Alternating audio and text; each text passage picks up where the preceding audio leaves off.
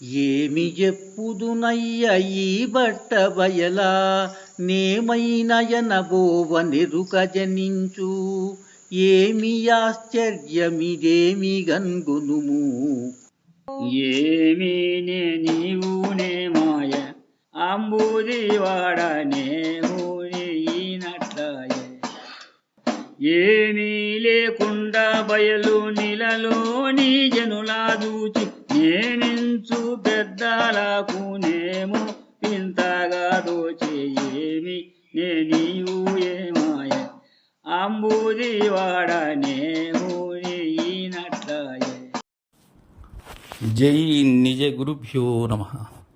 జై అమలాంబ సమేత అనుభవానంద రాజయోగేంద్ర ప్రభుస్వాముల వారి దివ్య చరణార విందములకు ద్వాదశి వందనములు సమర్పించుకొనుచు శ్రీ గురు బాలరామస్వాముల వారి చే విరచితంబైన ఆవరణ విక్షేప రూప శక్తిద్వయ నిరాసకంబైన శుద్ధ నిర్గుణ తత్వ విపదార్థ దరువుల ఎందు ఈరోజు మనం 117వ ద్విపదార్థ దరువు. దీనికి మునుపు ద్విపదార్థంలో తత్వమసి బ్రహ్మము అనబడేటువంటి దాన్ని గూర్చి ఈ తత్పదము త్వంపదము ఈ తదహం త్వమహం అనేటువంటి విచారణ తెలియజేస్తూ శిష్య ఈ దేహములు ఒకదానిని వీడి ఒకటి లేవు శిష్య. దేహాన్ని ఎరుగుతూ ఉంటుంది, దేహము దేహిని ఎరుగుతూ ఉంటుంది. కానీ దేహిని కానీ దేహమును కానీ ఎరుగవు శిష్య. ఇది ఈ రహస్యాన్ని ఈ గురుగోప్యాన్ని గురువు చే కాంచనేరక తరహం అనేటువంటి కూతలు నేను తొమదహం అనబడేటువంటి నేను నేను అయితిని అనేటువంటి దానితో కూడుతూ ఉంటారు. అలా కాదని చెప్పి బోధ దృఢీకరణాన్ని తెలియజేస్తూ ఉన్నాడు. శిష్య ఏమి చెప్పుదునయ్య ఈ బట్ట బయలా నేమైనయనబోవ నెరుక జనించు ఏమి ఆశ్చర్యమిదేమి గంగునుము. ఇది ఆశ్చర్యములకే ఆశ్చర్యమైనటువంటిది. దీనిని మించిన ఆశ్చర్యం లేదు. కారణం ఏమి చెప్పుదునయ్య, ఏం చెప్పగలం పరమగోప్యాన్ని గురించి, ఉత్తబట్ట బయలు గురించి, ఆది రహస్యాన్ని గురించి ఏమి చెప్పగలం, ఏమి అనగలం, ఏమని నిరూపణ చేయగలం?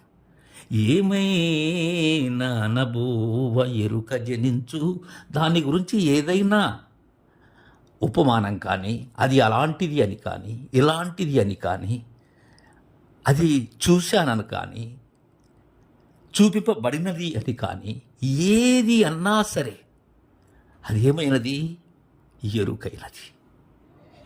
ఏమైనా అనబోవ ఎరుక జనించు, దానికి ఏ పేరు పెట్టాలన్నా నేను ఉండాలి. నేను లేనిదది. అది ఎలాంటిది అని అంటే అది నా మాటది, అది నా కూత. దాన్ని ఏమీ అనలేను. ఏమైనా అనబోతే ఎరుక తినచ్చు.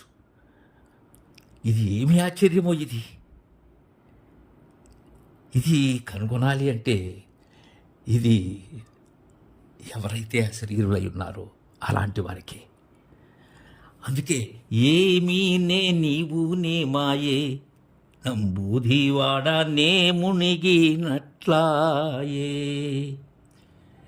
ఇక్కడ ఎంత ఆశ్చర్యం అంటే, ఈ ఉత్తబట్ట బయట నేను నీవు ఏమయ్యాం? లేనివారమయ్యాం. ఎలా?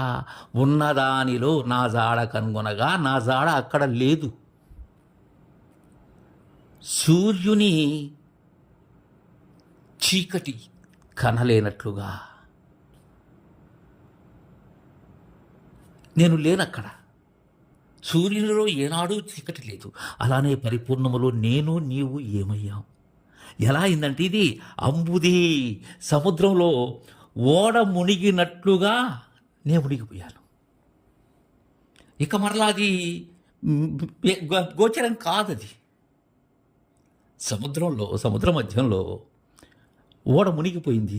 ఎక్కడ మునిగిందో ఎవరికి తెలుసు. తద్విధానంగానే ఈ పరిపూర్ణము, ఈ ఉత్తబట్ట బయట నేను కానరాకుండా పోయాను.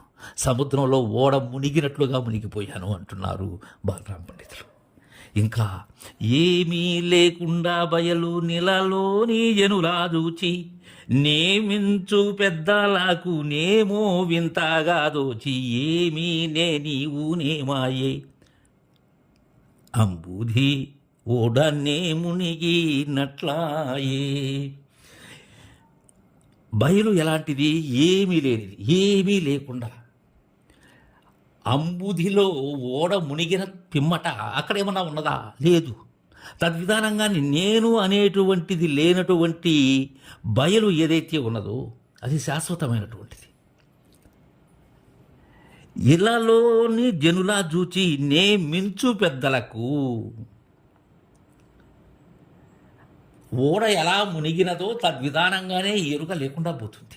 నేమించినటువంటి అహం రహితులైనటువంటి సంపూర్ణ కైంకర్యము చెందినటువంటి పెద్దలైనటువంటి అశరీరులు ఎవరైతే ఉన్నారో వారికి ఇది వింతగా తోస్తూ ఉన్నది. ఎందుకని? వారు కలను మేల్కొన్నటువంటి వారు. అందుకే ఏమీ ఆశ్చర్యం, ఇదేమీ కనుగొనము, ఇది ఎంతో వింతలు చేసి ఏమీ లేకుండా పోతుంది. ఇది నేమించినటువంటి పెద్దలు ఎవరైతే ఉన్నారో వారికి ఇది ఏమో వింతగా తోచే. ఏమీ నీవు నేమాయే, నీవు నేనేమయ్యా లేవు.